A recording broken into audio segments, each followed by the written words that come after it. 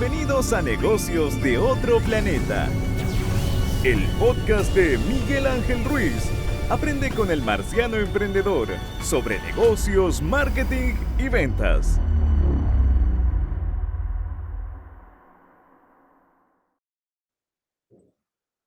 Podcast, pum, pum, pum, listo.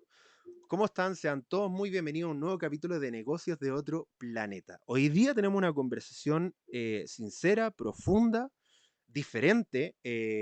Quizás muchos no van a ver los negocios de acá o consejos aplicados a su negocio, pero sí a la vida y a la vida de los empresarios y emprendedores que están involucrados en este mundo. Como contexto, estábamos conversando con el doctor acá presente sobre el contexto que hemos vivido en Chile y Latinoamérica, que ha sido bastante complejo. Creo que contárselo a los que viven en Chile está de más. Pero aquellos que nos están escuchando de Hispanoamérica, tienen que entender que Chile ha vivido una crisis constante del 2019. Partimos el 2019 con una crisis social, 2021 con la pandemia mundial y el 22 con todo lo que significó la nueva constitución y la votación, el plebiscito, la incertidumbre. Y en esos contextos de incertidumbre es donde se dispara la depresión, los niveles de estrés, la ansiedad. Y por eso trajimos con mucho cariño, y de verdad estoy muy honrado de tener acá al doctor Joaquín Matthew Moyán. ¿Lo pronuncié bien? Perfectamente, Miguel, un placer, el placer es mío. Muchas gracias por estar acá y aceptar la invitación y tenemos una conversación tremenda, tremenda con usted. Sí, sí, eso espero. Es un tema muy interesante y yo creo que a la audiencia también le va a resultar así, ¿no? Sí, el doctor Joaquín Matthew Moyá es psicólogo general sanitario, doctor en psicología clínica, director del máster en gerontología y ACP. ¿Qué es ACP?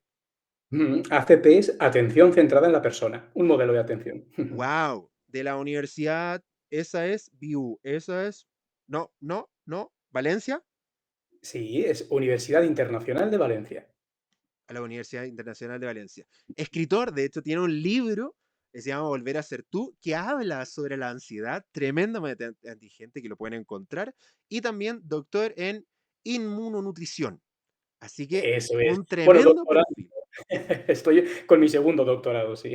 Sí, que el que está, es el segundo doctorado que estás preparando, ¿no? Sí, sí, sí, eso es. Estoy con otro doctorado, sí. O sea, imagínense, tener un tiempo de conversación con una persona que hace clases, que hace investigación, que tiene un segundo doctorado, que está defendiéndolo, que aparte tiene alumnos tesistas, créanme que ha sido un esfuerzo tremendo. Así que de verdad por eso estoy muy agradecido de tenerte acá y poder conversar contigo. Es un placer. Ya digo, estoy seguro de que vamos a disfrutar mucho de esta conversación y sobre todo que llegue a gente que, bueno, pues lo pueda necesitar por las circunstancias que pueda estar viviendo o lo que fuere, que la ansiedad y la depresión son problemas lamentablemente muy comunes, ¿no? En nuestras sociedades. Sí, estábamos conversando de hecho, hemos tenido capítulos anteriores muy enfocados a lo que significan los cambios tecnológicos, la inteligencia artificial, cómo esto probablemente va a dejar a una gran mayoría de personas, incluso personas de la salud, que es ya algo que uno mira y dice, tomar decisiones del mundo de la salud sin trabajo o con menos trabajo, eso provoca niveles de inseguridad, inestabilidad y de incertidumbre que es propicio para el desarrollo de la ansiedad, de los estrés, al no saber cómo se viene el futuro, al cómo me voy a acomodar y sobre todo en personas que están ajenas al mundo de la tecnología. Porque uno mira y dice, claro, los jóvenes nos podemos ajustar, jóvenes me subo al carro, que nos podemos ajustar a los cambios tecnológicos, pero hay personas que están fuera hoy día de la tecnología y con los nuevos cambios van a sentirse aún más fuera de. Entonces, Ujú. vivimos un futuro incierto que no se ve muy positivo para nuestra salud mental. Efectivamente, y de hecho esa incertidumbre es el terreno, ¿no? Es el terreno abonado para la aparición de los trastornos ansiosos, especialmente, aunque también de los depresivos. No hay que olvidar al final que el matiz que diferencia al miedo como emoción fundamental, que todos experimentamos, todos estamos familiarizados con el miedo, y que la diferencia de la ansiedad es precisamente la incertidumbre, Mm, mientras que el miedo lo sentimos ante una amenaza inminente que está frente a nosotros, que podemos palpar, que podemos observar, que podemos tocar.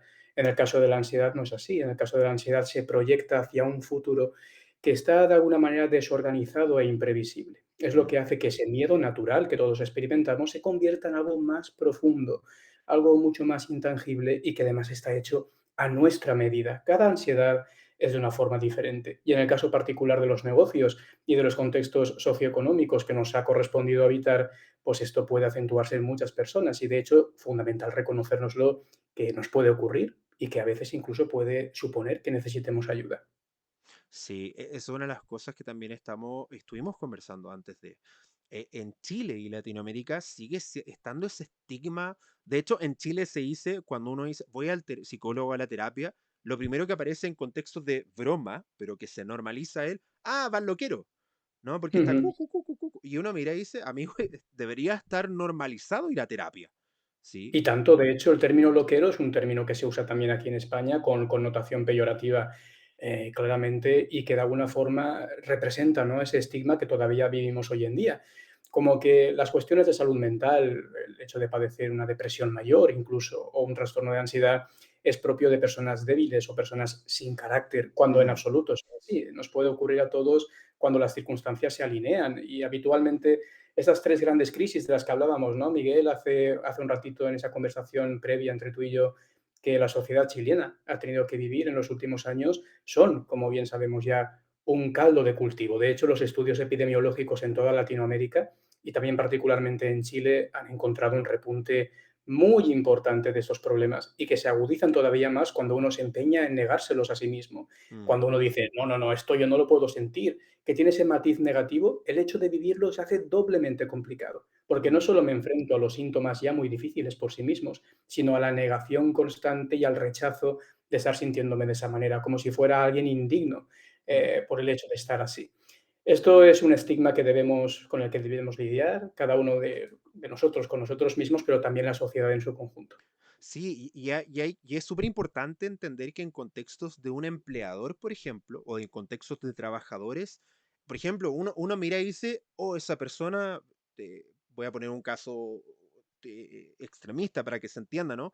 Esa persona tiene cáncer y todos entienden lo que está viviendo y empatizan con ello porque saben que, pero alguien dice, no, es que esa persona tiene depresión o una enfermedad mental y quedan como de, ¿y por qué tiene depresión? O sea, hay una diferenciación entre salud física como algo incontrolable y la salud mental que es, oye, pero ¿por qué tiene depresión? Si es algo fácil que salir, como si, claro, si la gente dijera decir, ¿sabes qué? Me quiero sentir mal para tener licencia, sí que voy a tener depresión. Como si fuera Ujú. algo decidido, ¿no? Y claro, uno puede decir, ¿sabes que con pensamiento positivo voy a salir de la depresión? Y eso no necesariamente es así. Y no solo que no necesariamente es así, sino que a veces es un yugo adicional ese pensamiento positivo, esa tendencia a que todos debemos ser felices, que cualquier problema de nuestras vidas se soluciona con una actitud positiva. Mm, No es en absoluto cierto y de hecho suele tener efectos contraproducentes. Cuando uno, por ejemplo, observa las redes sociales, ¿no?, por un ejemplo característico y muy habitualmente citado, y observa lo que las personas muestran ante los demás, que es un filtrado de su realidad, mm, donde las desgracias y los momentos más tristes quedan totalmente obnubilados, ¿no?, escondidos tras las cosas buenas, uno puede pensar, madre mía, qué feliz es la gente. mm, ¿Y yo por qué tengo mis problemas? ¿Yo por qué me siento triste algunas mañanas? ¿Yo por qué llega la tarde, el anochecer y siento esa zozobra emocional? ¿Por qué yo me siento así y los demás no? Y la realidad es que todos, de una forma u otra, experimentamos sufrimiento psicológico y ser mm. capaces de comprenderlo y de integrarlo dentro del resto de las experiencias que vivimos es fundamental. Es una parte más de lo que sentimos, de lo que podemos experimentar. Y por tanto, yo creo que nuestra audiencia, que muchos de ellos son personas empleadoras, personas que están en el mundo de los negocios y que quizá por la coyuntura histórica en la que estamos pueden sentirlo, han de comprenderlo necesariamente. Que esto es así, que nos puede ocurrir y que es fundamental cuidarnos y dedicarnos el tiempo que merecemos. Sí, algunos hablan de la dictadura de la felicidad, ¿no? El que tengo que estar feliz, tengo que estar feliz, tengo que estar sonriendo, tengo que estar sonriendo. Y está bien estar mal. O sea, hay días en que nos levantamos y no quiero sonreír. Y está bien no sentirse bien. Tenemos que aceptar nuestras emociones. Y ahí, o algo lo conversamos, ¿no? Cuán poca cultura emocional tenemos nosotros, cuán poca educación emocional tenemos nosotros. Muy rara vez se nos enseña a gestionar las emociones. O sea, y no solo gestionarlas, etiquetarlas. El poder decir qué estoy sintiendo. Muchas veces, de hecho, quienes hemos, me incluyo, sufrido un ataque de pánico, el etiquetar que estamos viviendo es que no puedo, siento un miedo irracional, algo que no, siento un pánico, una angustia a algo que no sé qué es. Entonces, etiquetar eso es tremendamente complejo. Es Muy tremendamente complejo. complejo etiquetarlo y aún más gestionarlo. Si es difícil para nosotros identificar qué estoy sintiendo, imagínate el doble clic o el 2.0 que es lograr gestionarlo, ¿no? Y esto es muy importante lo que comentas, Miguel, porque al final la mayoría de personas en algún momento de su vida, la mayoría, cuidado, van a experimentar algún ataque de pánico. Mm, La diferencia entre aquellos que desarrollan posteriormente un trastorno de pánico en el que esa experiencia se repite de forma recurrente digamos, e invalida muchos aspectos de la vida, depende en gran medida de la capacidad para gestionar esa experiencia. mm, Si nosotros le atribuimos connotaciones terribles y muy negativas, no la comprendemos, no la etiquetamos correctamente, como bien comentas, el riesgo de que se convierta en algo peor, un trastorno propiamente dicho, aumenta de forma exponencial, hasta mm. así. A ese punto es tan importante llegar a tener una adecuada educación emocional, porque Vi- somos capaces de comprenderla y ampararla. ¿Viste Gato con Bota? Un La contexto película súper. última no, vi la primera hace mucho tiempo, Es ¿eh? que en la nueva película del Gato con Bota, el Gato con Bota experimenta un ataque de ansiedad y aquellos que lo hemos vivido, uno siente que es un reflejo muy real de algo que uno experimenta, el cómo se siente desde el punto de vista de las sensaciones, de cómo uno ve, de cómo se centra la mirada, el cómo se agita la respiración. Eh, creo personalmente que es un acercamiento muy importante de cómo se siente un ataque de pánico, porque el gato con bota, en ese con contexto a que no vio la película, perdón, spoiler, lo está persiguiendo la muerte y comienza a sentir un pánico y un miedo hacia la muerte irracional y le da un ataque de ansiedad.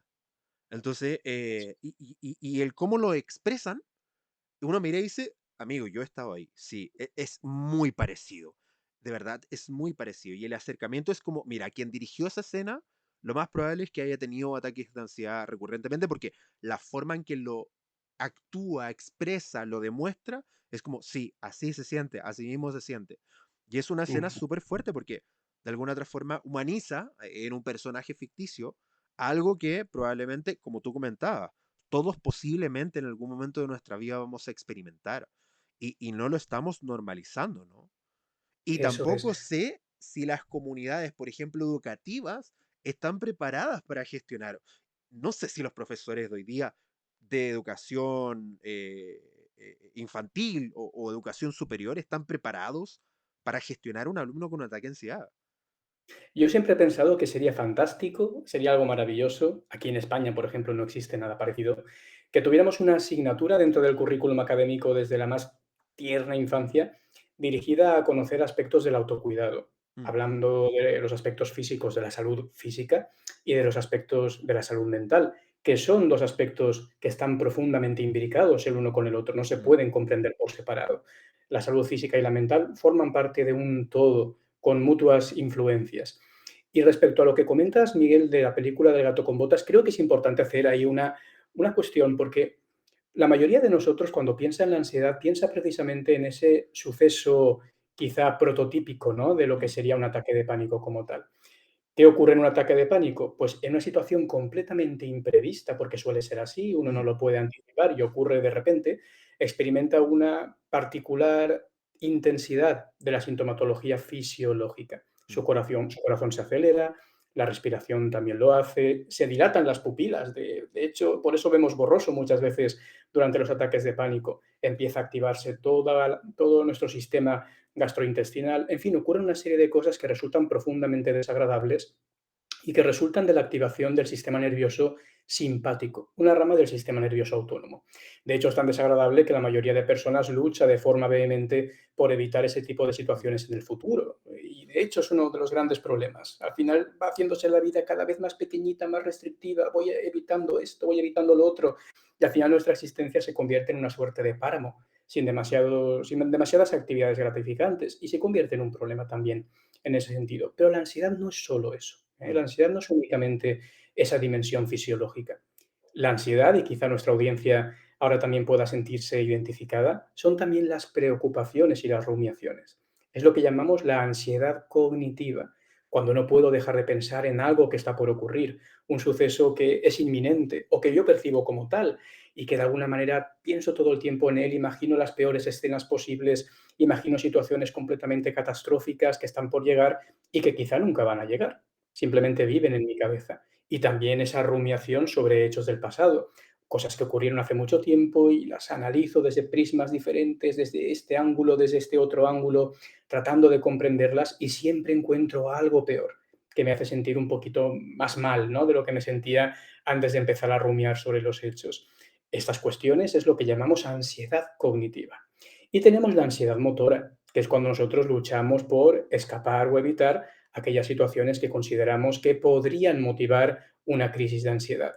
Así pues, tenemos esas tres dimensiones, fisiológica, cognitiva y motora, y cada uno de nosotros las manifiesta de una forma diferente. Mm, Así que hay tantas ansiedades como personas hay que las padecen y no podemos compararnos con otros, ni siquiera entender lo que a otro le funcionó para pensar que también nos funcionará a nosotros mismos.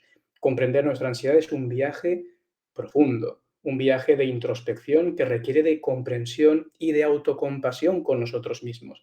Autocompasión en el sentido de ser capaces de cuidarnos, ser capaces de entender que somos seres falibles, como el resto de la humanidad, y por tanto de proveernos de experiencias positivas y, en definitiva, incluso de palabras cariñosas, porque somos los peores críticos nosotros mismos que podamos imaginar. Somos terriblemente crueles con nosotros mismos mm. muchas veces, ante cualquier error. Nos tratamos de una forma totalmente cruel y miserable. Sí, somos nuestro peor enemigo. Somos Totalmente, nuestro peor totalmente. enemigo, sí. O sea, nadie va a decir una palabra más fuerte de nosotros que nosotros mismos. Eso es, No nos atreveríamos ni siquiera a sí, formulárselas a otra persona, sí, ni a nuestro sí, peor enemigo. Las reservamos sí, para nosotros mismos, eso es. sí. Muy curioso eso, que finalmente cuando una palabra te daña, la que más te daña, la que uno, la que uno se dice a sí mismo y que finalmente nunca pronuncia, ¿no?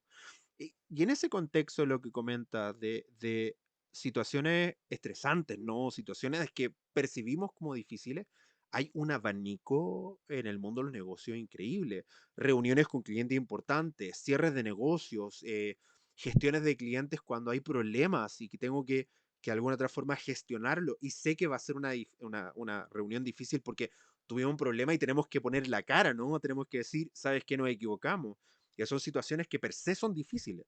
Pero si aparte las percibimos como difíciles, eso aumenta nuestros niveles de ansiedad increíble. Mira, yo una vez conversé con Manuel Jiménez, coterráneo tuyo de España, un neuroendocrinólogo, investigador español, y él nos comentaba que en contextos deportivos, una concentración de un 50% de cortisol en la sangre, que es la hormona del estrés, ¿no? El neurotransmisor del estrés, inhabilita cognitiva y fisiológicamente a un deportista para ejecutar una actividad. Y que habían demostrado, e incluido dentro de su investigación, midiendo con la saliva los niveles de cortisol y testosterona, que un deportista después de fallar un penal tenía incluso una concentración de 600% de cortisol en la sangre. O sea, literalmente quintuplicaba, sextuplicaba su, la capacidad máxima. O sea, literalmente esa persona podía encontrar el arco vacío, el portero en otro lado, y patear el tiro fuera porque literalmente no tiene la capacidad cognitiva y fisiológica de pensar y procesar bien. Ahora, Muy bien. si eso se repite en contextos de compra, de venta, de negociación, nos encontramos a que un potencial aumento, un estresor específico, podría aumentar nuestros niveles de cortisol y literalmente hacernos incapaces de tomar buenas decisiones en contextos difíciles. Muy bien, Miguel, esto es muy interesante lo que estás comentando, es muy interesante. Nuestro cuerpo está preparado para tolerar ciertos niveles de cortisol. El cortisol es una hormona que segrega nuestra glándula suprarrenal a partir de una orden que le da al cerebro, Ujú, concretamente la hipófisis y lo que llamamos un eje hipotálamo hipofisiario adrenal, hipotálamo, hipófisis y la glándula suprarrenal. Y estamos preparados para tolerarlo. De hecho, es positivo porque moviliza nuestros recursos, ujú, tanto físicos como psicológicos, ante una situación demandante. Así que cuando nos enfrentamos a un momento estresante en nuestras vidas, este cortisol nos va a ayudar, ¿eh? mm, El problema se encuentra cuando esa situación estresante se mantiene en el tiempo. Digamos que esa situación que nosotros percibimos como amenazante no acaba de resolverse. De hecho, lo intento todo y ni siquiera encuentro una solución. Esto es lo que llamamos desesperanza aprendida. He intentado de todo y nada cambia. La cosa sigue igual de mal que siempre. Wow, ese término. Desesperanza aprendida. Wow. Sí, sí, es el prolegómeno de la depresión mayor. Es cuando yo siento que nada de lo que pueda hacer va a resolver una situación problemática. Cuando eso se mantiene en el tiempo, al final ocurre que ese cortisol se desborda, nuestro organismo ya no puede regularlo adecuadamente y entramos en una fase de declive, tanto fisiológica como cognitiva, que tiene como consecuencia un riesgo aumentado de enfermedades mentales. La más común sería, obviamente, todos los que entrarían dentro de la categoría de la ansiedad, pero también la depresión mayor. Y no solo eso. El cortisol es, digamos, particularmente tóxico a grandes cantidades mantenidas para nuestro cerebro. Es motivo por el que muchas personas que están constantemente estresadas pueden sentir que se despistan, que la memoria les falla, y es porque las neuronas del hipocampo, una zona cerebral fundamental para almacenar nuevos recuerdos, se dañan de manera, digamos, reversible. Eso es la parte positiva. Se dañan de manera reversible como consecuencia de ese estrés mantenido. Y tiene consecuencias, por supuesto. La primera es que ya no puedo atender las cosas como las atendía, me despisto un montón, no puedo prestar atención lo suficiente, no recuerdo las cosas con la misma precisión que antes. Esto es una consecuencia de ese estrés mantenido. ¿Hay alguna forma? Sé que esto es demasiado amplio, pero uno que se ve en situaciones estresantes continuamente, ¿hay alguna forma, alguna estrategia o algún medio por el cual buscar una forma en que una pueda gestionar este estrés? Tratar de Sí, aplacarlo, de verlo de una forma distinta, sabiendo que niveles altos de cortisol son literalmente tóxicos para nuestra salud. Si sabemos que se viene un momento de mayor estrés en nuestra vida o de mayor exigencia mental, donde necesito estar claro, ¿no? Porque son decisiones quizás clave de nuestra vida. ¿Hay alguna forma de poder aminorar el impacto en nosotros y en nuestro organismo? muy bien. Esto se conecta bastante con aquello que hablábamos antes de los tres niveles de la ansiedad, la Ujú. cognitiva, la fisiológica y la motora. Hay mecanismos que reconocemos y que están probados científicamente que sirven para regular las consecuencias del estrés sobre nuestro organismo y sobre nuestra salud mental. Los primeros y más básicos son los que se centran precisamente en los aspectos fisiológicos, ¿no? Ujú. Aquellos que son, por ejemplo, comunes en los ataques de pánico. Aquí tenemos un mecanismo muy conocido que la gente quizá que nos escuche piense, bueno, pero tanto, tanto funciona. Y la respuesta es sí, la respiración. La respiración controlada. Cuando uno respira de manera pausada, inspira y expira suavemente a este ritmo, activa el sistema nervioso parasimpático. Este sistema se opone a la actividad del sistema nervioso simpático, que es aquel que nos altera y nos hace sentir tan mal, y de alguna forma se contrarrestan mutuamente para que las consecuencias fisiológicas del estrés se reduzcan. También hay ejercicios como la relajación. Puedo interrumpirte un poquito y hacer un Sí, sí, sí, paréntesis con eso? claro. Google tiene una herramienta que si tú le dices que tiene ansiedad, te hace respirar, que es un monito literalmente que te hace seguirlo y repetirlo 10 veces. ¿Es una buena herramienta en esos momentos? Es una buena herramienta, porque al final lo que hacemos es optimizar el intercambio gaseoso, que a menudo se ha visto alterado como consecuencia de esa activación fisiológica, del respirar aceleradamente, por ejemplo. Por tanto, puede funcionar correctamente ese control de la respiración. No es necesario que sean 10 veces, cada uno lo hace el tiempo que considere apropiado. Y también hay otras formas de relajación más complejas, pero requieren a menudo el acompañamiento de un profesional de la salud mental que deberá velar para que no haya ningún problema a la hora de hacerlas, como sería la relajación muscular progresiva de Jacobson o la relajación autógena. Pero estos requieren, digamos, de esa guía, ¿no?, supervisada de un profesional. También hay que tener en cuenta algo que no hemos comentado y que aquí es especialmente importante. El estrés es positivo. El Ujú. estrés no es algo negativo de lo que tengamos que huir. Lo que es negativo es el distrés. El distrés es el reverso patológico del estrés. Es esa, digamos, experiencia profundamente negativa que hoy surge, ¿no?, cuando nos sentimos desbordados. Y esto es, digamos, parte de la disonancia. entre las exigencias de la situación que tenemos frente a nosotros, aquellas exigencias que percibimos, y nuestra capacidad para hacerles frente. Cuando esos dos elementos, desde un punto de vista subjetivo, son, digamos, opuestos o no se resuelven adecuadamente, surge ese distrés. Por tanto, muchas veces, y esto ocurre en las personas, tendemos a tener sesgos cognitivos. Soy incapaz de hacer esto, soy un inútil, por mucho que me esfuerce nunca lo voy a conseguir. Son palabras, son frases expresadas en términos muy negativos, en términos absolutistas, en términos que nos hacen sentir mal y que además son demasiado genéricas y no se apoyan en absoluto en la realidad. Y a veces un buen psicólogo o un buen psiquiatra también puede ayudarnos a desenredar esa madeja, a comprender cuáles son nuestros pensamientos y nuestras distorsiones cognitivas y ayudarnos a analizarlas adecuadamente, porque de ese análisis y reestructuración puede cambiar también la forma en que interpretamos las cosas y, consecuentemente, el estrés que experimentamos.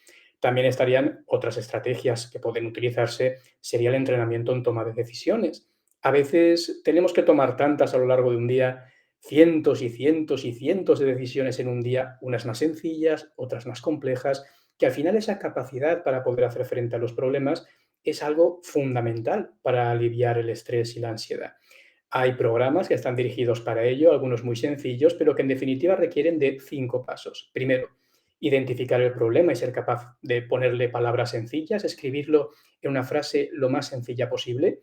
Segundo, sacar los pros y contras de ese problema, de alguna forma, si me repercute en la vida, en qué manera estoy implicado. Tercero, generar alternativas, tantas como sea posible, sin pensar demasiado en sus consecuencias. Es como un brainstorming. Genero muchas, que sean variadas, que sean grandes en número.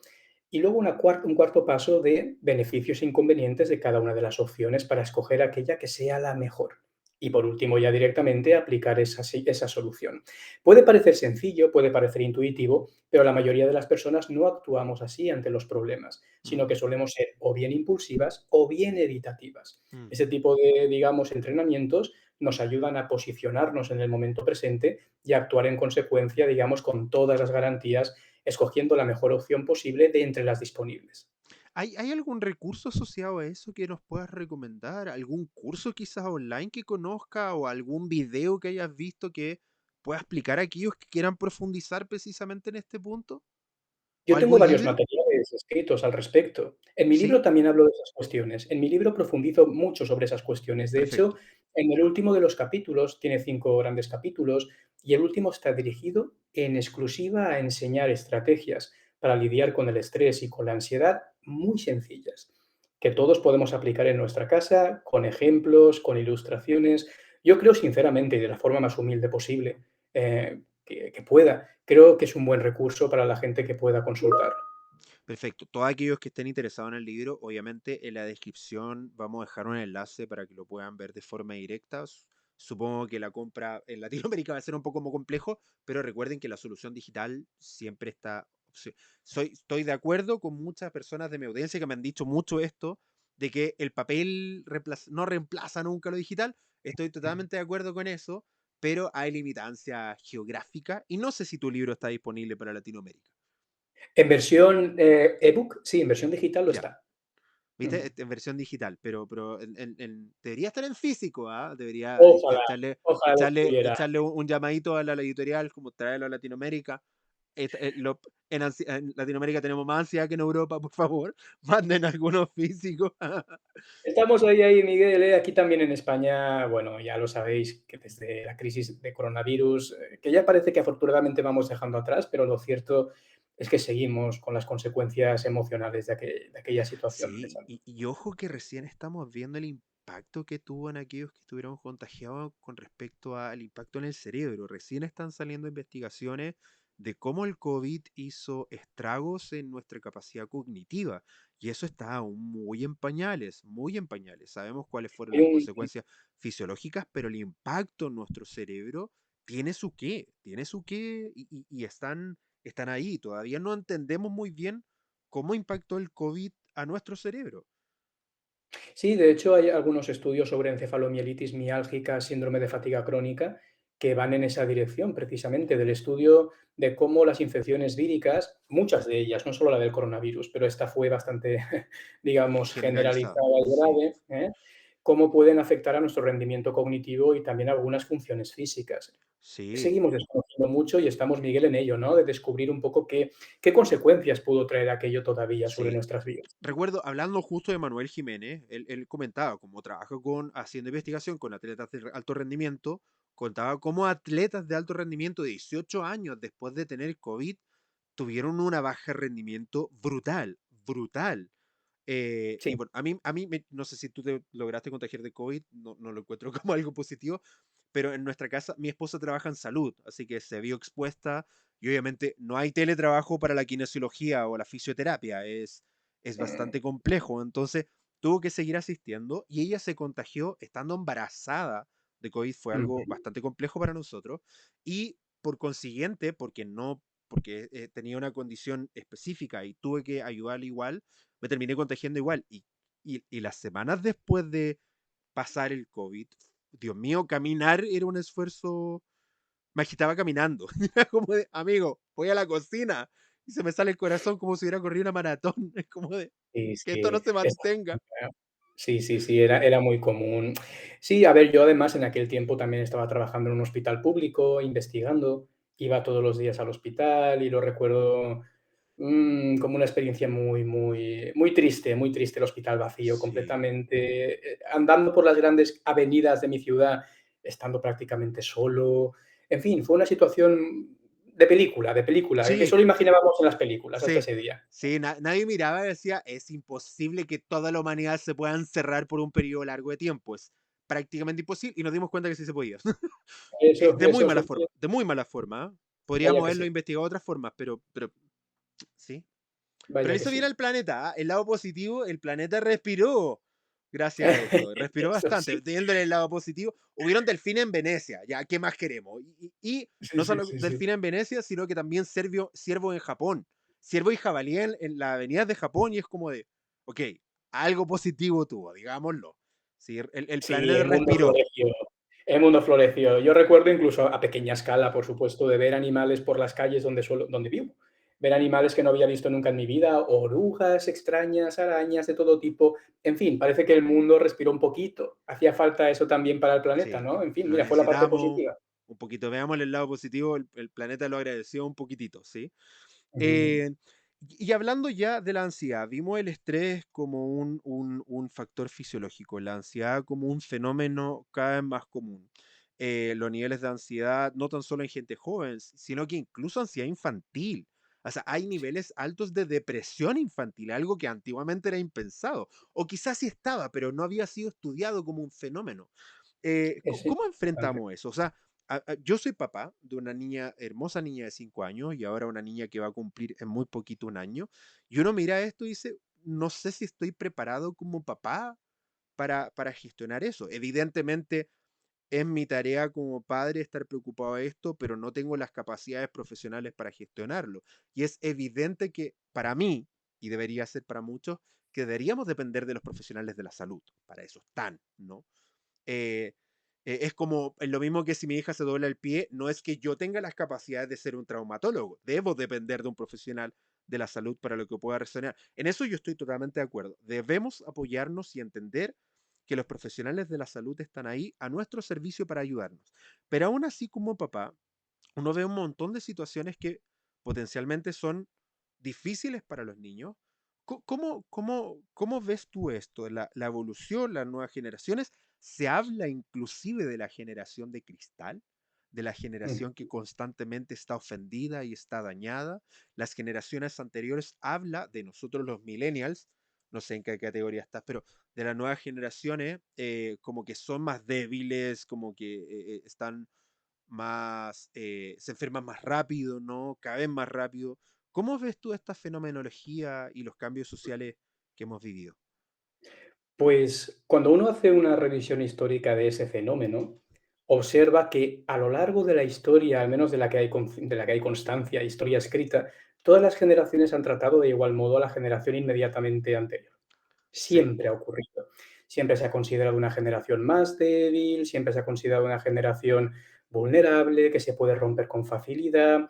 Esto ha ocurrido de manera persistente y es un fenómeno muy conocido, ¿eh? Por tanto, quizá creo que en esta ocasión tampoco vaya a ser la excepción. Y nuestros hijos y adolescentes hoy en día que están dentro de esa generación de cristal, yo considero que con el paso del tiempo, pues también desarrollarán, como tuvimos nosotros la oportunidad y como tuvieron nuestros padres, las fortalezas necesarias para una vida feliz y plena, ¿no? No considero que vaya a suponerles un lastre, ni mucho menos, pues bueno, la coyuntura histórica y cultural que les correspondió vivir. Al final, el ser humano es profundamente resiliente, el ser humano es capaz de adaptarse a las adversidades de una manera muy profunda y tampoco va a ser la excepción esta generación. Al menos esa es mi apreciación al respecto. Y en cuanto a la depresión y la ansiedad en los niños, muy importante, porque la mayor parte de los manuales diagnósticos que se utilizan para hacer un diagnóstico precisamente de estos trastornos están construidos sobre población adulta, Ujú. en el sentido de que, bueno, pues, ¿qué es la ansiedad o qué es la depresión? Lo que un adulto siente y es capaz de transmitir, ¿no? Con palabras y con conductas observables. Y realmente los niños sienten la depresión y la ansiedad de formas muy diferentes a Ujú. como la siente un adulto. Así que si muchas veces pretendemos encontrar en ellos lo mismo que esperaríamos encontrar en un adulto, vamos a correr en el riesgo de no identificar correctamente lo que puede estar pasándole a nuestros hijos. Un niño pequeño y también un adolescente siente la depresión mayor de una forma parecida a nosotros, con esa tristeza, ¿no? A nivel interno, pero la expresa de forma completamente distinta. En particular, se expresa como irritabilidad y problemas de conducta. Esto hace que muchas veces los papás piensen que está ocurriendo algo diferente a lo que realmente está ocurriendo, que es que ese niño, por circunstancias X hoy, se siente deprimido. En cuanto a la ansiedad también puede suceder. Hay que tener en cuenta que a lo largo de la vida, del desarrollo de un niño, aparece una serie de miedos que son naturales y forman parte, digamos, de su propia evolución, lo que llamamos la ontogenia, ¿no? De los niños. En ese caso, pues cuando son muy pequeños, apenas bebés, como puede esta pequeña nena de un añito que tienes, pues tendrá miedo a los sonidos fuertes, tendrá miedo a las alturas, tendrá miedo, en fin, a una serie de estímulos que se encontraban en nuestra naturaleza más salvaje y que podían anticipar una situación de peligro mortal. Aquellos Mm. que, en fin, un ruido fuerte puede ser un desprendimiento, puede ser un depredador. A eso es lo que temen los niños pequeños. A medida que el tiempo pasa, empiezan a temer a los desconocidos, empiezan a temer a la separación de los papás, empiezan a temer las figuras monstruosas o fantasmales, seres imaginarios, ¿no? De alguna manera, a medida que va haciéndose más complejo el sistema cognitivo. Y cuando llegan a la adolescencia, los miedos son al rechazo social, al fracaso académico, etcétera. Digamos que se van haciendo progresivamente más complejos. Y todos ellos son naturales, forman parte del desarrollo natural del niño. Por tanto, cuando ocurren, no tenemos que preocuparnos en exceso porque de la forma más normal irá diluyéndose con el paso del tiempo. Pero sí que debemos entender que suponen un contexto para imaginémoslo, por ejemplo, ese niño de 4 o 5 años que tiene miedo a la separación de los papás y que de repente va a ir a la escuela por primera vez. Mm. Tenemos que comprender que en ese contexto es fácil que surjan conductas muy explosivas, de llantos y pataletas en el momento en que se quedan solos. Y debemos ser especialmente sensibles a esas cuestiones. No reñirles, no tratarles de forma, digamos, inmisericorde, debemos ser cercanos, cariñosos y trasladarles la idea de que el papá y la mamá van a volver pronto, porque es importante para que ellos puedan socializar, para que ellos puedan tener esa vida, ¿no? De esas primeras amistades incluso Y que forjan en eso. su espacio sin supervisión adulta. O sea, sin cooperación Efectivamente, directa, porque sí hay un profesor, pero no de los papás, ¿no? eso es muy importante para el desarrollo del niño. Mm. Y a veces estas ansiedades, lo que llamamos en psicología la ansiedad de separación, puede dificultar a muchos papás que viven esa experiencia con más desasosiego todavía que sus hijos, el permitirles, ¿no? Esa autonomía, esos primeros pasos de autonomía. Así que es importante tenerlo en cuenta. Y lo mismo en la adolescencia. Ahí nos enfrentamos a grandes retos, sobre todo la búsqueda de la identidad, que traen consigo conductas potencialmente problemáticas, los primeros encuentros sexuales a veces sin protección, el consumo de sustancias, en fin, el querer ser como los demás, diluyéndose uno mismo en ese proceso, y todo ello también puede generar profundas reacciones de ansiedad en los niños y adolescentes. Así que debemos saber cuáles son las particularidades e idiosincrasias de cada momento evolutivo de nuestra vida para poder identificar los riesgos que existen de problemas de salud mental y poder actuar en consecuencia. Si consideramos que no tenemos las herramientas para hacerlo, siempre delegar en un profesional de la salud mental. Pero algo que diré, y que siempre me gusta insistir en ello, es que cuando alguien sufre a nuestro lado, creemos que ayudarle significaría encontrar palabras mágicas que con simplemente pronunciarlas ese dolor desapareciera. Mm. Y no es así. A veces simplemente la presencia, el saberse acompañado de alguien que nos quiere, es suficiente para que nuestro estado emocional no sea tan profundamente negativo. El sentirnos acompañados, ese apoyo social del cual hablamos, es un mecanismo de contención importantísimo entre el estrés que podemos percibir y la ansiedad y las consecuencias emocionales más graves que podrían ocurrir con el paso del tiempo si no tuviéramos esos apoyos. Sí, uno como papá trata de como de buscar las palabras precisas y a veces solo estar. Y es súper difícil también como papá. Uno trata como de, en nuestra limitación, porque como papás tenemos una limitancia tremenda de a veces tratar de conectar con nuestros hijos, tratamos de llenar esos espacios con palabras que al fin y al cabo no necesariamente aportan algo, y a veces solo con estar, que sé que es difícil. O sea, yo lo reconozco que es difícil. Solo sentarse al lado y escucharla y hacerle la nai es suficiente. Y Total. es complejo porque uno no se siente tan útil. Uno como que trata de sentirse útil diciendo algo y a veces solo estar, y uno solo estar es como de, ¿está bien así? No digo nada, me quedo callado, hago nanay. Es más importante escuchar con atención que hablar con precisión. Esto es así. Cuando uno escucha a otra persona de forma genuina, sin juzgarla, con un interés auténtico, la otra persona encuentra un espacio de seguridad en el que puede ir desplegando poco a poco sus sentimientos y encontrando claves y soluciones por sí mismo en ese contexto.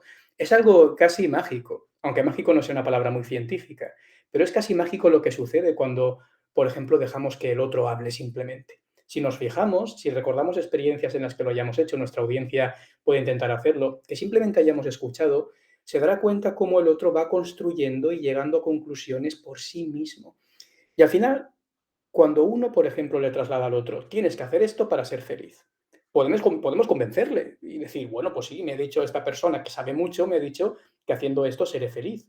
Pero si no lo integra como algo propio, cuando salga por la puerta, lo hará una, lo hará 2 veces y lo abandonará. Mm. Al final, para que uno pueda desarrollar ese hábito de eso que le va a hacer feliz, necesita llegar a esa conclusión por sí mismo. Y para eso nada mejor que escucharle.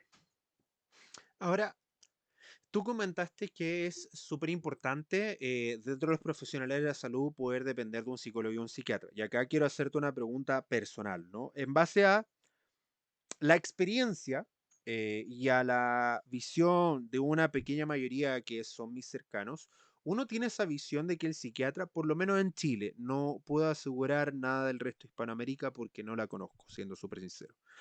Pero de Chile de que uno va al psiquiatra solo a recibir pastillas, que es muy poco probable que un psiquiatra se dé el trabajo de analizar contigo, tener un tratamiento, escucharte, avanzar, crear algo.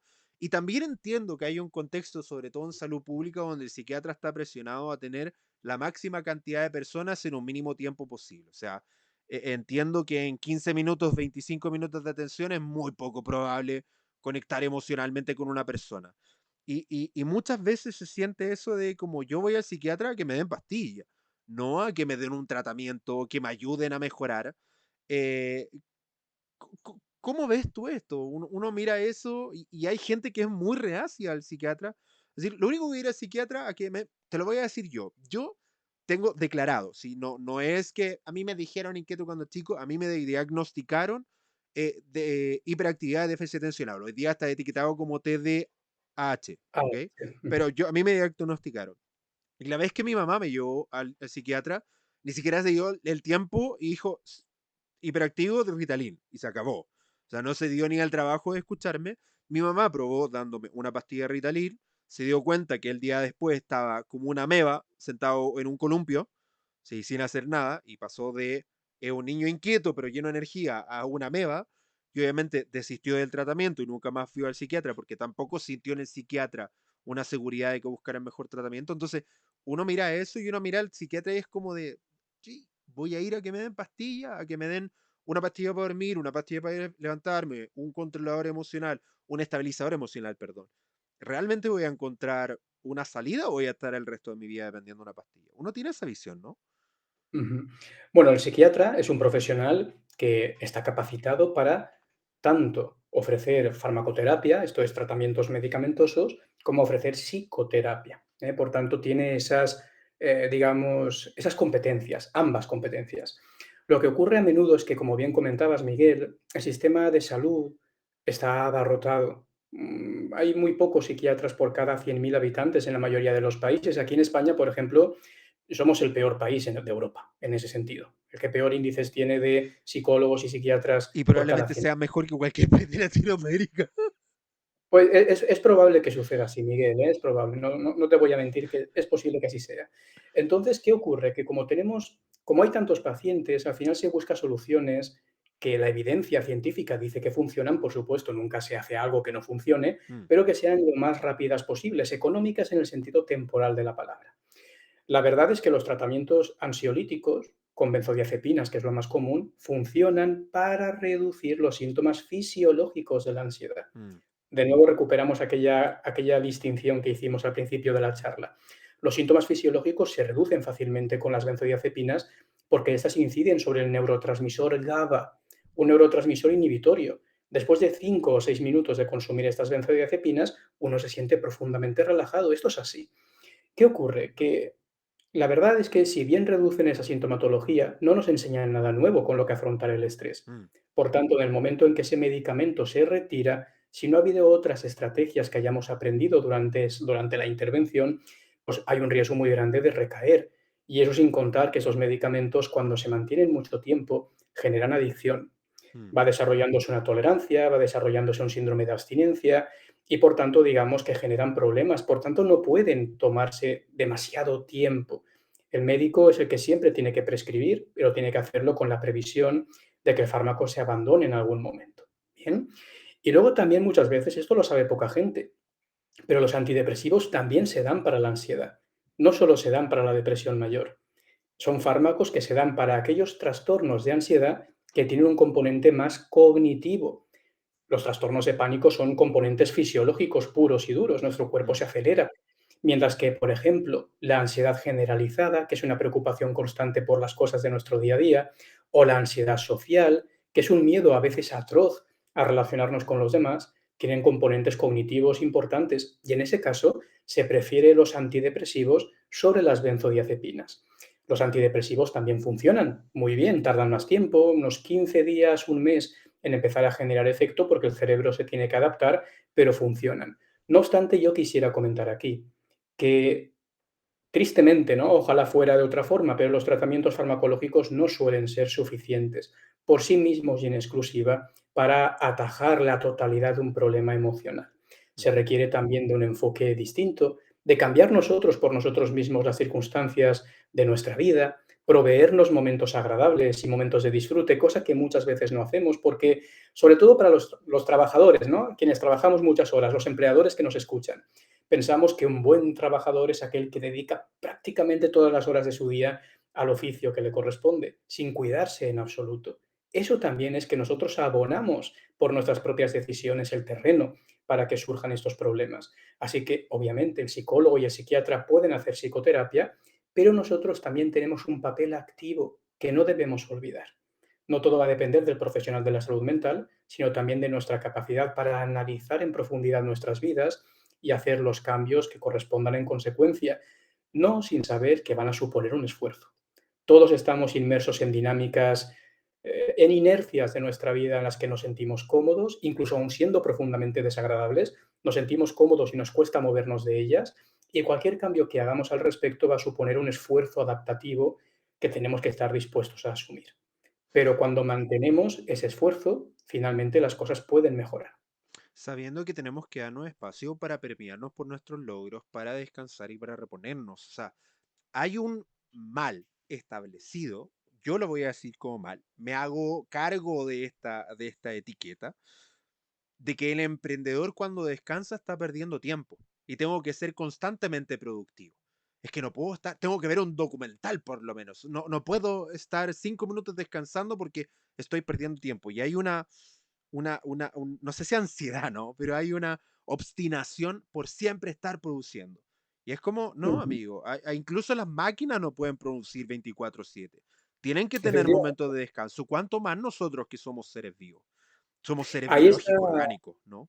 Eso es, nuestra máquina está hecha de huesos, ligamentos, músculos y hay que cuidarla. Al final hay incluso un término que ha venido estudiándose recientemente en la literatura científica, que es el término de personalidad tipo A. La personalidad tipo A describe a aquellas personas que se sienten constantemente apremiadas por el tiempo, que cada vez que descansan perciben que están perdiéndolo en absoluto y que es una Mm, situación que no se deberían permitir. Están todo el tiempo aceleradas, les cuesta muchísimo relajarse. Y esto que es un patrón, perdón, la garganta, y esto que es un patrón que podemos reconocer en nosotros mismos, se relaciona, por supuesto, con el sufrimiento psicológico a largo plazo, pero también incluso, al menos la evidencia empieza a apuntar en esa dirección, con problemas cardiovasculares. Así que es muy importante, fijémonos, no solo para nuestra salud mental, sino para la salud física, reconocer estos patrones y hacer algo al respecto. Y eso sin contar el famosísimo síndrome de burnout. Miguel, que quizá conozcas el síndrome de burnout. sí, o sea, tenemos que bajar un par de cambios para poder vivir mucho mejor. Sí, los síndromes de burnout, por lo menos en Chile están disparados. Yo era consciente de que hace unos 10 años se pensaba que el estrés y el burnout, el estrés por trabajo, iba a ser la segunda causa más incapacitante laboral en nuestros tiempos. Y no, a veces la realidad supera la ficción. Hoy día es el número uno de incapacidad laboral y hoy día estamos hablando, siempre se me olvida el nombre del nuevo fenomenología, pero que ya es superior al burnout, que es cuando se hace una somatización fisiológica de los problemas de ansiedad y estrés, que es cuando empiezan a salir serpullido en la cara, se empieza a caer el pelo, empiezan a salir manchas, y ya La es una, somatización, quizá, Miguel, somatización, puede sí, ser. una somatización, pero le dieron un nombre. Los gringos siempre le Ujú. ponen nombre a todo, le etiquetan todo. Pero Sí. que es como es que ya superior, que es cuando el burnout llega a tal punto de que uno empieza a somatizar, del punto de vista fisiológico, el estrés. Y literalmente, yo leí un caso en LinkedIn que me llegó a profundizar en esto, de una niña que comentó que se sentía tan presionada en el trabajo por el ambiente tóxico que tenía, que le empezaron a salir manchas de la piel, sarpullido, y tuvo que ir al médico y se cambió de trabajo y magia, desapareció todo. Y ahí, Es que sí, sí, es que además hay que tener en cuenta que las células originarias, las células de la piel y de nuestras neuronas, las originarias de las que proceden son las mismas. Por tanto, es bastante sencillo que las personas que están pasando momentos de dificultad emocional tengan como consecuencia resonancias en su piel. mm, Vitíligo, problemas de erupciones, son muy comunes y están muy estudiadas en los casos de ansiedad y de estrés. o sea, finalmente estamos en niveles importantes. Ahora, hay un último punto que me gustaría poder conversar contigo, que tiene que ver con los emprendedores y sus estrategias para enfrentar desafíos. O sea, todos los emprendedores enfrentamos desafíos constantemente. Baches económicos, en los cuales hay una desaceleración que impacta en nuestra economía, la incertidumbre, los cambios, las leyes. Hay un montón de factores que pueden afectar nuestro negocio y que por lo tanto nuestra precisión a la hora de tomar decisiones, sabiendo que cuando hay cambios tenemos que tomar decisiones rápidas. Se diferencia un empresario de un emprendedor de que el emprendedor es aquel que está validando su modelo de negocio a través del tiempo y el empresario es aquel que tiene un negocio con un modelo ya validado, ¿no?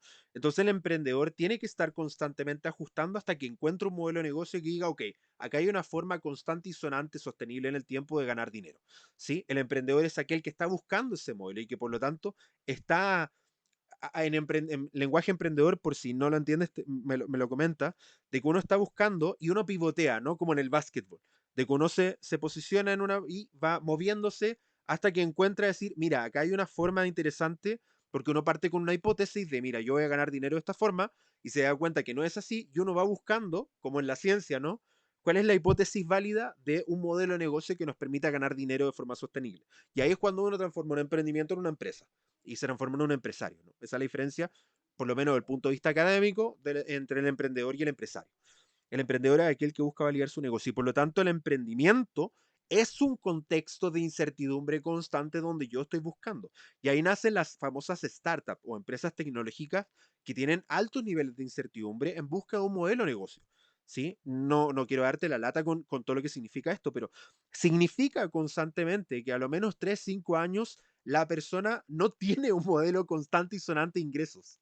¿sí? Y está buscando la forma de cómo generar ingresos. Y comprenderás que 3, 4 años con un ingreso variable y no constante, o un ingreso que no siempre está, es difícil, ¿no? Son niveles de incertidumbre constante. Y en ese contexto, ¿cómo como emprendedores, aparte de esto de la respiración, que me parece un ejercicio de cajón, yo recordaba por esto quería hacerte como esa pausa de esta herramienta que tiene Facebook, perdón, Google, porque una vez, cuando me dieron los ataques de ansiedad, busqué psicólogos de la ansiedad para poder mantenerme con ellos, porque sabía que ya esto, cuando me dio un ataque de pánico, ya sabía que algo que ya no podía manejar, que necesitaba un profesional de la salud. Y en ese momento, mientras buscaba, Google me puso como, tienes un problema de ansiedad, ve esta herramienta. Y ahí apareció el de respiración, que era como de inspiración que te daba tiempo, ¿no? De inspira y exhala. Y te mostraba como un modelo para que te permitía regular tu respiración. Y de ahí me acordé. Pero, ¿cómo entonces enfrentarnos o cómo estar mejor preparados para esa incertidumbre? Sobre todo con que, no sé si lo conoces, pero los cambios tecnológicos están a la orden del día. Las inteligencias artificiales nos asaltan. Hoy día los cambios que antes se demoraban décadas se están demorando semanas e incluso días. O sea, hace un año se lanzaba ChatGPT, ya estamos en el 4.0 y ya no están hablando de 5.0 y estamos hablando una de la inteligencia artificial, siendo que hay muchas. Entonces, hay una cantidad de cambios en los cuales no estamos preparados y si no aprendemos a tener estrategias para prepararnos frente a eso, vamos a sufrir mucho. Desde tu mirada, ¿qué consejos, aparte de el consejo que voy a dar yo, lean el libro del doctor Joaquín que se llama, ah, lo tenía acá Volver a abierto, ser Volver a ser tú? Aparte de Sí. ese consejo de leer, volver a ser tú, de cajón, ¿no? Biblia debajo del brazo, amigo. ¿Ah? Como cuando digo que si quieren aprender de liderazgo, lean La Paradoja, James Hunter. Ahora, si quieren saber de ansiedad y cómo gestionarla, lean el libro Volver a ser tú. ¿Qué otros consejos le podrías dar a cualquier tipo de persona, ¿no? Que se hayan enfrentado a estos cambios constantes? Bueno, lo primero, gracias por las palabras, Miguel, es un honor, esa consideración del libro. Y luego, creo que lo importante realmente para un emprendedor, con esa diferencia, ¿no?, que has planteado muy clara y muy nítida, te expresas muy bien con lo que es un empresario. Yo creo que hay que tener en cuenta los emprendedores que nos escuchan, que están inmersos en una situación que acumula dentro de sí misma múltiples factores de riesgo Mm, para problemas relacionados con el estrés y problemas relacionados con la ansiedad y con la depresión. Así que el consejo fundamental que yo daría iría en la línea de la prevención. ¿Qué me refiero con esto? A no aguantar y aguantar y aguantar hasta que uno se rompe definitivamente y entonces buscar soluciones. Porque ahí las cosas son mucho más complejas y supone desandar un camino muy pedregoso, un páramo bastante desolado y que supone un esfuerzo tremendo. Mi consejo es la prevención y para ello prestar atención al propio cuerpo y a las propias emociones. Y hay tres grandes ejes a los que hay que estar atentos. El primero es la sensación de que lo que hacemos con nuestro trabajo ya no nos proporciona una realización personal. Parece que ya no se alinea con nuestros valores, con aquellas motivaciones que teníamos al principio, que nos hicieron levantarnos de la silla y empezar un proyecto, ¿no? Una startup, por ejemplo, con una idea que nos motivaba lo suficiente, que nos llenaba. Parece que ya esa idea ya no nos llena tanto como antes. mm, Eso es una primera señal de alarma.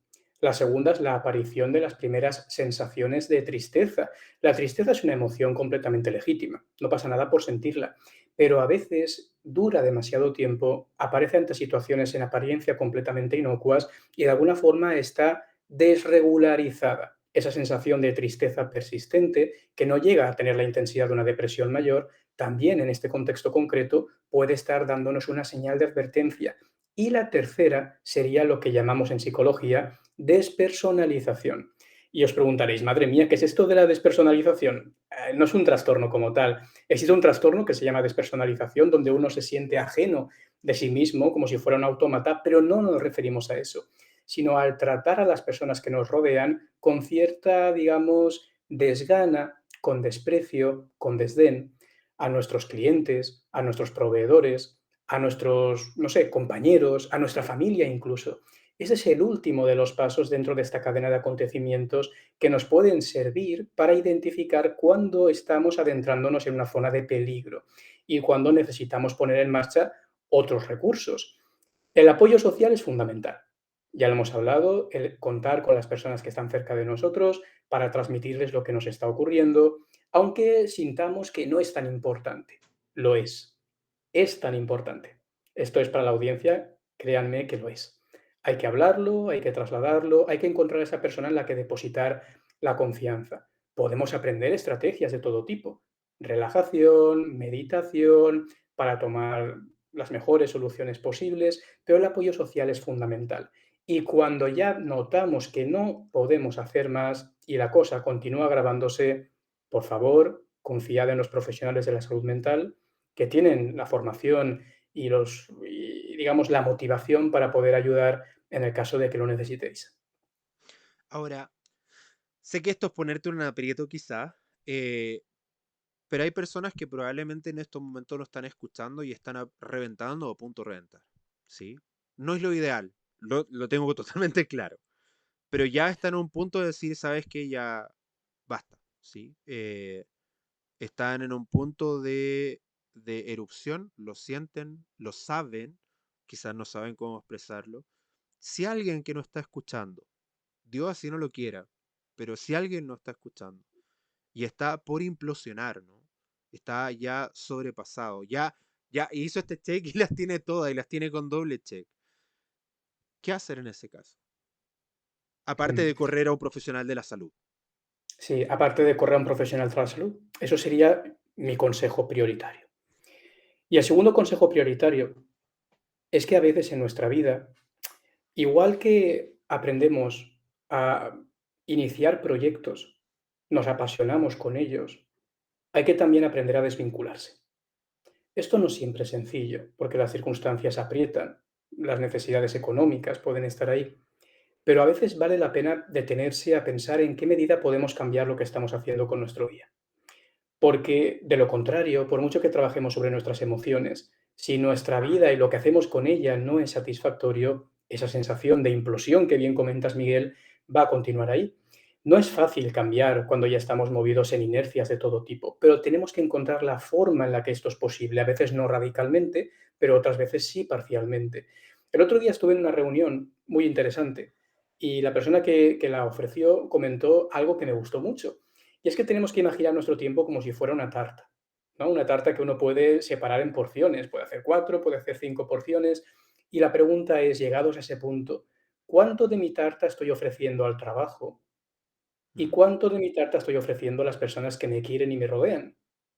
Porque a veces, si hacemos ese análisis con algo tan sencillo, ¿no? Y tan gráfico como si era una tarta, nos podemos dar cuenta de que alrededor estamos dejando a la gente que nos quiere sin esa ración de nosotros.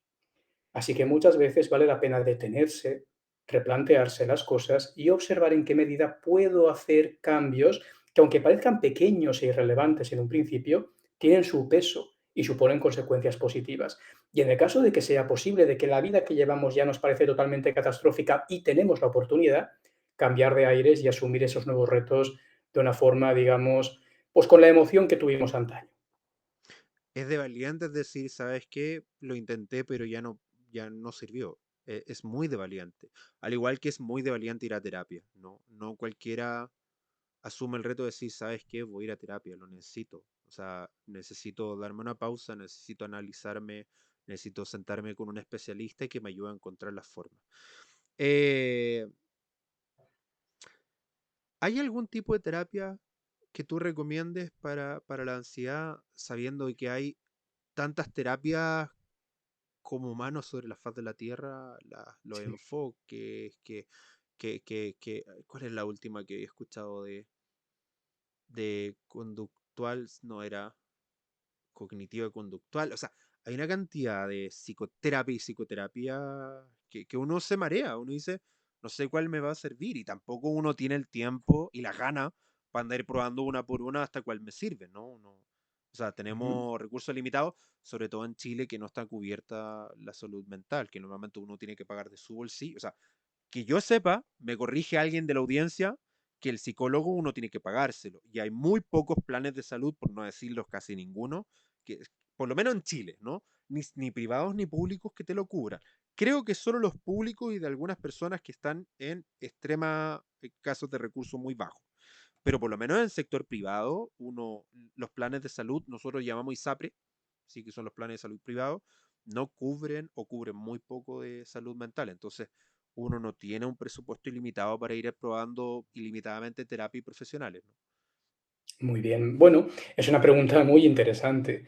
Y es una pregunta que levantaría ampollas entre los psicólogos, porque al final cada uno se hace de una escuela de la psicología, todas son respetables, no quisiera yo entrar en confrontación con ninguna, ni con el psicoanálisis, ni con el humanismo, ni con las cognitivas, ni con las conductuales, ni con las sistémicas, que serían los 5 grandes grupos, ¿no?, de intervención psicológica que existen. Pero basándonos en las evidencias científicas acumuladas, que como científico es en lo que sobre todo pues aspiro, ¿no?, a la hora de tomar decisiones, las intervenciones que gozan de una mayor evidencia son las cognitivo-conductuales. Estas en Cognitivo, concreto, esa era, cognitivo-conductual, esa era la que, sí. eso es. Estas son las que tienen mayor índice de eficacia, ¿eh? Por Ok. tanto, son las recomendables en el caso de que tengamos que optar por un profesional de la salud mental. Aunque aquí también quisiera hacer un pequeño inciso de algo muy interesante y que puede hacernos también reflexionar. Hace apenas unos poquitos años, unos 7 años, 6 o 7 años, se publicó un estudio científico que trataba de comparar estas 5 formas de intervención Ok. para ver cuál era más eficaz y además separaba los distintos componentes terapéuticos. Y al final se observó que prácticamente la mitad del efecto de la terapia estaba relacionada con el vínculo que nosotros desarrollamos con el profesional, más que con las herramientas que éste utiliza para ayudarnos. Así que primera recomendación, que sea cognitivo-conductual y segundo, que sea una persona a poder ser con la que nos sintamos profundamente cómodos, con la que no tengamos esa resistencia a hablarle de los lados más oscuros de nuestra existencia, aquellas cosas que no revelamos a nadie. Soy consciente de que es un desconocido y que no es sencillo, pero esa apertura es fundamental y nos cuesta sobre todo a los varones. Mm. A los hombres que nos criamos en un entorno donde pedir ayuda era una cosa de débiles, donde no No puede llores, los llorar, hombres los no hombres no lloran. lloran. Los Eso hombres no es, lloran. ¿eh? Sí, tienes que Eso, aguantártelo como hombre. eso es. Nosotros tenemos esa losa también encima. De hecho, sabemos que la mayor parte de las personas que buscan ayuda son las mujeres, porque se sienten también, además de que, por desgracia, experimentan ansiedad con más frecuencia que los hombres, también están más dispuestas a pedir ayuda cuando efectivamente lo necesitan. Así que a veces vale la pena dejar a un lado los estereotipos y los prejuicios que podamos tener por razones irrelevantes como son el propio sexo y pedir ayuda en el caso de que lo necesitemos. Un paréntesis antes que se me olvide, solo porque me acordaste de esto. Es cierto que las mujeres, en base a varios estudios, pero confirmas desde tu experiencia, depuran el cortisol de forma más lenta que los hombres. Hay diferencias entre sexos, en ese sentido. Y sí que parece que por la fisiología de la mujer también pueden tener alguna dificultad adicional. Pero no olvidemos que las mujeres también tienen un cerebro mucho más eficiente que el de los hombres, Mm. mucho más, digamos, a nivel de actividad está mucho más extendida la actividad, una forma más holista de funcionamiento cerebral que hace que también cualquier alteración, sea funcional o sea estructural, de su sistema nervioso se recupere mucho mejor que en el caso de los varones. O sea que por un lado, digamos que sí, que ese estrés puede tener un efecto más pernicioso sobre ellas, pero por otro lado también tienen la ventaja de poderse recuperar mejor de este tipo de daños asociados al estrés, sobre todo las neuronas hipocampales. Sí, porque uno siempre tira como talla, ¿no? De que cuando uno discute, el hombre a los 5 segundos ya dio vuelta a la página y la mujer no, todavía sigue pegado. Y algunos hablan de que tiene que ver con eso, con que las mujeres depuran más lento el enojo y los hombres ya a los 5 minutos ya es como, ¿peleamos? ¿De qué? ¿Por qué peleamos? Y la mujer todavía está como, ¿cómo que peleamos? Se acabamos de tratarnos mal. Y es como de, ¿en serio? No me acuerdo ya. Entonces esas Y bueno, diferencias de que el hombre pasa la página más rápido que la mujer y tenía que ver con eso, con la base de que las mujeres depuraban las emociones un poco más lenta que los hombres, ¿no? Y que por lo tanto también, permanecían en un estado emocional más tiempo. también es verdad que las mujeres en general obtienen puntuaciones más altas en inteligencia emocional, que Sí, los varones. Esa es una realidad que vemos a menudo en los diferentes estudios, en el sentido de que prestan una atención más eficiente a sus emociones, reconocen mejor sus emociones unas de otras, diferenciándolas con mayor claridad y luego aprovechándolas en mayor medida en su propio beneficio, ¿no? Para o sea, poder tener, digamos, eso es algo que hemos visto a menudo en la literatura científica. Sí, pero tenemos que entender que también las mujeres tienen un diseño de fábrica de que tienen que interpretar el llanto y el rostro de una persona que no puede comunicarse y por lo tanto es evidente que biológicamente priorizaron la capacidad de identificar emociones. O sea, yo escucho un llanto de un bebé y está llorando. Mi esposa dice, necesita que le cambien el pañal y es como de, Qué está interesante llorando. eso. De hecho, hay una estructura cerebral que se llama el giro fusiforme, que es una estructura especializada en el procesamiento de los rostros y que desde muy pequeñitos a nosotros los rostros nos llaman la atención como un estímulo social completamente distinto a otros estímulos que hay en el entorno. Pues es curioso, pero las niñas pequeñitas reaccionan antes a esos estímulos sociales a la cara de lo que lo hacen los varones. Es como que ese reclamo social del rostro influye sobre ellas más rápido que en nuestro caso. Porque ellas tienen que interpretar el rostro de un bebé. O sea, ¿saben lo que significa tener que identificar el rostro de un bebé? Es una tarea titánica. Cualquier papá que haya sido, cualquier tipo de padre, sabe que una mamá y un papá que se ven enfrentados a un rostro de un niño, la mamá sabe por qué está llorando y el papá sabe que está llorando. Eso es suficiente. Sí hay papás que logran identificarlo, ¿ah? No, no es que... Eso Pero es. en gran mayoría le es más fácil a las mujeres que a los hombres. No es Ujú. imposible, pero estamos hablando de promedios, ¿sí? Siempre hablamos de grandes promedios y conductas. Joaquín, muchas gracias por esta conversación, ha sido increíble, he aprendido un montón, espero que la hayas disfrutado tanto como yo. Oh, me lo he pasado pipa, Miguel. He disfrutado mucho contigo y con la audiencia. Gracias. Yo voy a hacer este consejo, después te pregunto si alguien quiere comunicarse. Por favor, si quiere aprender de psicología, Joaquín, a lo menos tuitea una vez al día. Twitter, no X, nadie le dice X, asúmanlo. Tuitea una vez al día y tiene tweet que normalmente suelo compartir con con la cita correspondiente, ¿no? Lo comparto en mis redes sociales poniendo que lo escribió el doctor, porque obviamente lo escribió él y no yo.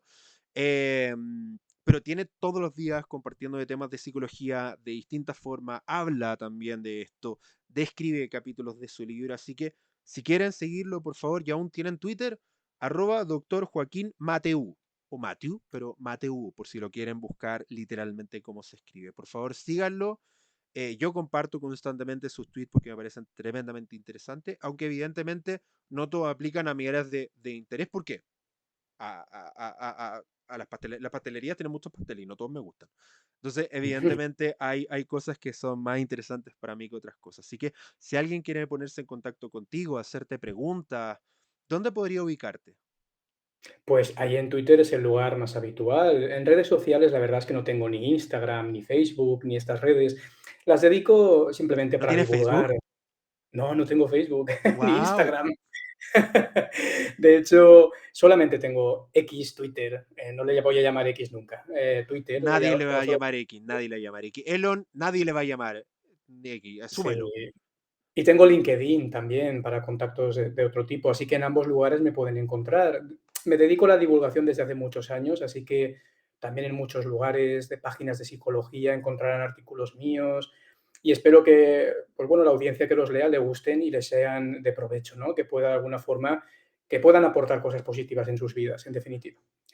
Y recuerden que pues, les voy a dejar acá en el link, tanto del podcast como del video podcast, el enlace para adquirir Volver a ser tú, para que lo puedan leer y profundizar sobre estas temáticas que créanme que son muy interesantes y muy atingentes para nuestra sociedad.